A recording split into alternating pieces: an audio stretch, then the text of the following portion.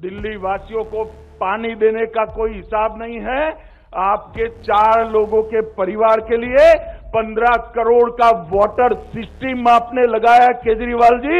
दिल्ली की जनता इसका जवाब आपसे पूछ रही है कि 5 साल के अंदर मैं दिल्ली का पानी साफ कर दूंगा, यमुना जी में जाके नहाऊंगा, यमुना का पानी पीऊंगा।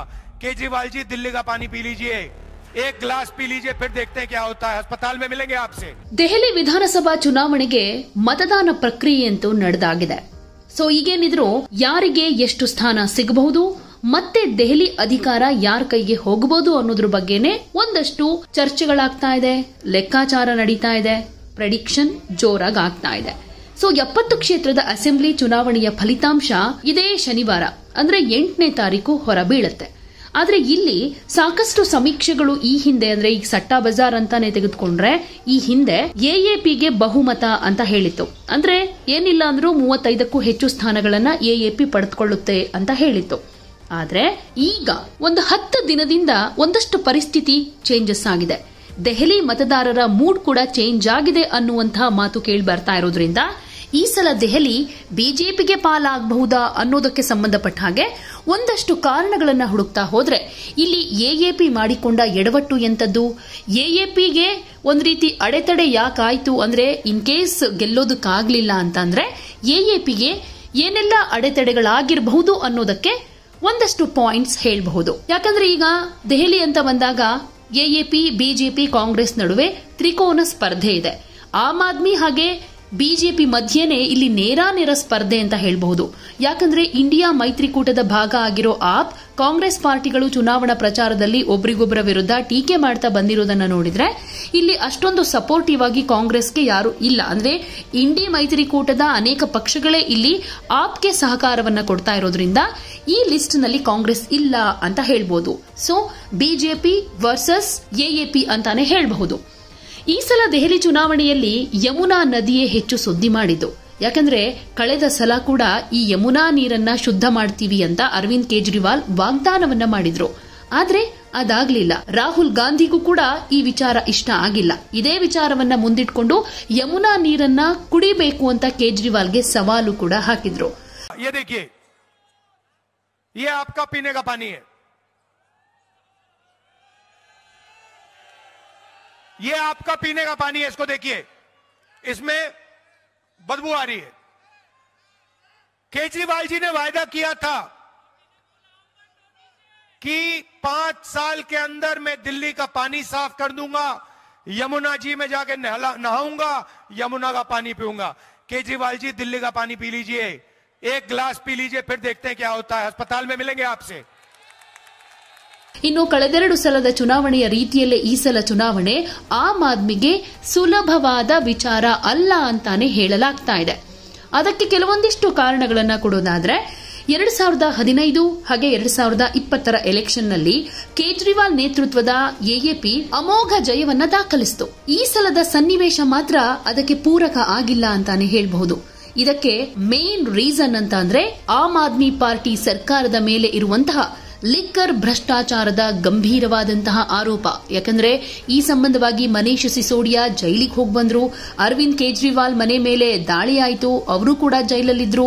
ನಂತರ ಸ್ವಲ್ಪ ದಿನಗಳ ಮಟ್ಟಿಗೆ ಅಂದ್ರೆ ಜೈಲಿನಿಂದ ಹೊರಗಡೆ ಬಂದ ಮೇಲೆ ಅತಿಶಿ ಅವರಿಗೆ ಮುಖ್ಯಮಂತ್ರಿ ಸ್ಥಾನವನ್ನ ತ್ಯಾಗ ಮಾಡಿದ್ರು. ಈ ವಿಚಾರ ದೆಹಲಿ ಜನತೆಯ ಮನಸ್ಸಲ್ಲಿ ಒಂದ್ ರೀತಿ ಅಪನಂಬಿಕೆಗೆ ಕಾರಣ ಆಯಿತು ಅಂತಾನು ಹೇಳಬಹುದು. ಇನ್ನು ಪ್ರಧಾನಮಂತ್ರಿ ನರೇಂದ್ರ ಮೋದಿ ಅವರೇ ಅನೇಕ ಟೈಮ್ ಚುನಾವಣಾ ಪ್ರಚಾರದಲ್ಲಿ ಸಭೆಯಲ್ಲಿ ಭಾಗಿಯಾಗಿದ್ರು. ಸೊ ಮೋದಿ ಮುಖ, ಮೋದಿ ಹವಾ ಅನ್ನುವಂತಹ ಒಂದಷ್ಟು ಅಂಶ ಇಲ್ಲಿ ಬಿಜೆಪಿಯ ಪರವಾಗಿ ವಾಲಬಹುದು ಅಂತಾನು ಹೇಳಬಹುದು. ಯಾಕಂದ್ರೆ 10 ವರ್ಷಗಳಾದ್ಮೇಲೆ ಕಾಂಗ್ರೆಸ್ ಕೂಡ ಅಧಿಕಾರಕ್ಕೇರೋ ಕನಸನ್ನ ಇಲ್ಲಿ ಕಾಣ್ತಾ ಇರೋದ್ರಿಂದ ಆಮ್ ಆದ್ಮಿಗೆ ಇಲ್ಲಿ ವೋಟ್ ಡಿವೈಡ್ ಆಗಬಹುದು ಅನ್ನೋ ಭೀತಿ ಸಹಜವಾಗಿ ಕಾಡ್ತಾ ಇದೆ.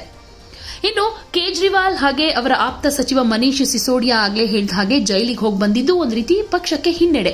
ಈ ವಿಚಾರದ ಮೇಲೆ ಕೇಜ್ರಿವಾಲ್ ರಾಜೀನಾಮೆಯನ್ನು ಕೂಡ ಕೊಟ್ಟರು. ನೈತಿಕತೆಯಿಂದ ರಾಜೀನಾಮೆ ಕೊಟ್ಟಿದ್ದೀನಿ ಅಂತ ಕೇಜ್ರಿವಾಲ್ ಹೇಳ್ಕೊಂಡ್ರು ಜೈಲಿನಲ್ಲಿದ್ದಾಗ ರಾಜೀನಾಮೆ ಕೊಡ್ಲಿಲ್ಲ. ಚುನಾವಣೆ ಹತ್ತತ್ರ ಬರ್ತಾ ಇದ್ದ ಹಾಗೆ ಅವರು ನೈತಿಕ ವಿಚಾರವನ್ನ ಮುಂದಿಡ್ತಾರೆ. ದೆಹಲಿ ಮತದಾರರಿಗೆ ಇದನ್ನ ಮನವರಿಕೆ ಮಾಡೋದಕ್ಕೆ ಒಂದ್ ರೀತಿ ಕಷ್ಟಕರವಾಯಿತು ಅನ್ನೋ ಮಾತು ಕೂಡ ಇದೆ. ಯಾಕಂದ್ರೆ ಜೈಲಿಗೆ ಹೋದಾಗ್ಲೇ ಇವರು ರಾಜೀನಾಮೆಯನ್ನ ಕೊಡಬೇಕಾಗಿತ್ತು ಅಂತ ಸಾಕಷ್ಟು ಒತ್ತಡಗಳು ಕೇಳಿಬಂದ್ವು. ಆದ್ರೆ ಜೈಲಿನಲ್ಲಿದ್ದಾಗ ಕೊಡ್ಲಿಲ್ಲ. ಜೈಲಿನಿಂದ ಹೊರಗಡೆ ಬಂದ್ರು. ಇನ್ನೇನು ಚುನಾವಣೆಗೆ 5-6 ತಿಂಗಳಿದೆ ಅನ್ನುವಂತಹ ಸಂದರ್ಭದಲ್ಲಿ ರಾಜೀನಾಮೆಯನ್ನ ಕೊಟ್ಟು ಅತಿಶಿ ಅವರ ಹೆಗಲಿಗೆ ಸಿಎಂ ಜವಾಬ್ದಾರಿಯನ್ನ ವಹಿಸಿದ್ರು. ಇನ್ನು ದೆಹಲಿಯಲ್ಲಿ ಲೆಫ್ಟಿನೆಂಟ್ ಗವರ್ನರ್ ವಿನಯ್ ಕುಮಾರ್ ಸಕ್ಸೇನಾ ವಿರುದ್ಧ ಒಂದಲ್ಲ ಒಂದು ಜಗಳ ಸಂಘರ್ಷಗಳು ಆಗ್ತಾನೆ ಇದೆ. ಅದರಲ್ಲೂ ಈ ಸಾಂವಿಧಾನಿಕ ಹುದ್ದೆಯಲ್ಲಿರೋರನ್ನ ಪ್ರಶ್ನೆ ಮಾಡ್ತಿರೋದು ಕೂಡ ಎಎಪಿಗೆ ಹಿನ್ನಡೆಯಾಗುವಂತಹ ಅಂಶ ಅಂತ ಪರಿಗಣಿಸಬಹುದು.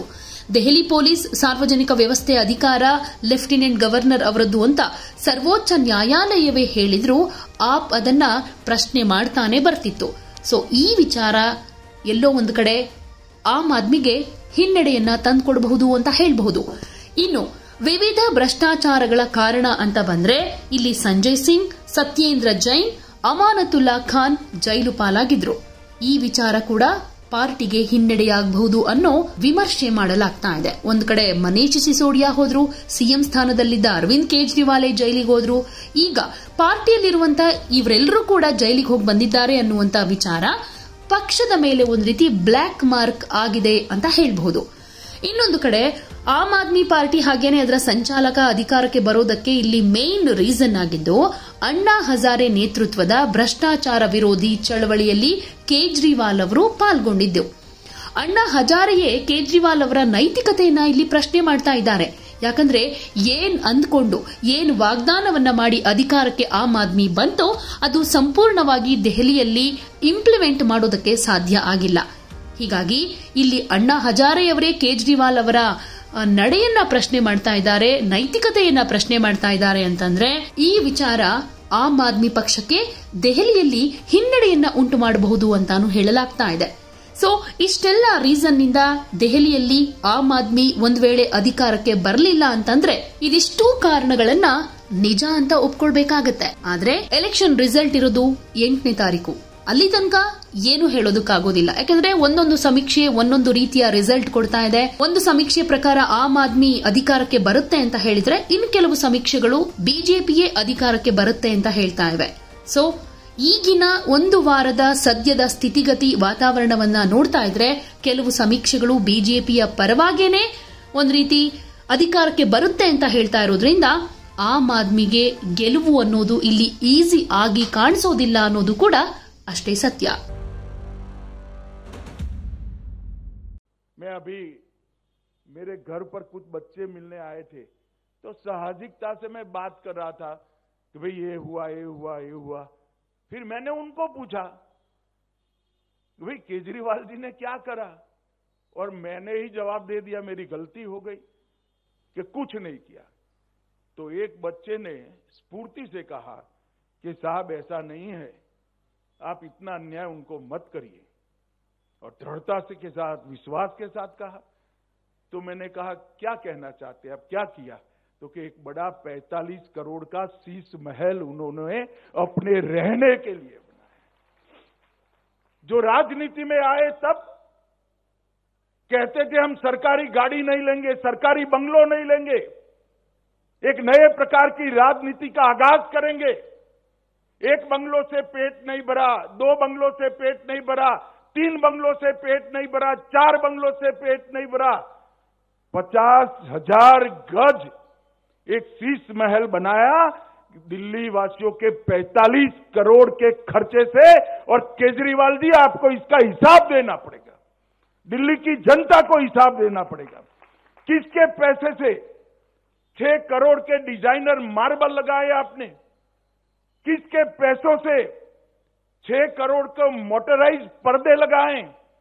किन के पैसों से 70 लाख के खोलने के लिए खड़ा न होना पड़े ऐसे ऑटोमेटिक दरवाजे लगाए? किसके पैसों से 16 स्मार्ट टीवी 64 लाख रुपए के लगाए? किसके पैसे से 50 लाख रुपए की कारपेट बिछाई गई? किसके पैसे से सजावटी पिल्लर 36 लाख के बनाए गए? दिल्ली वासियों को पानी देने का कोई हिसाब नहीं है। आपके 4 लोगों के परिवार के लिए 15 करोड़ का वाटर सिस्टम आपने लगाया केजरीवाल जी। दिल्ली की जनता इसका जवाब आपसे पूछ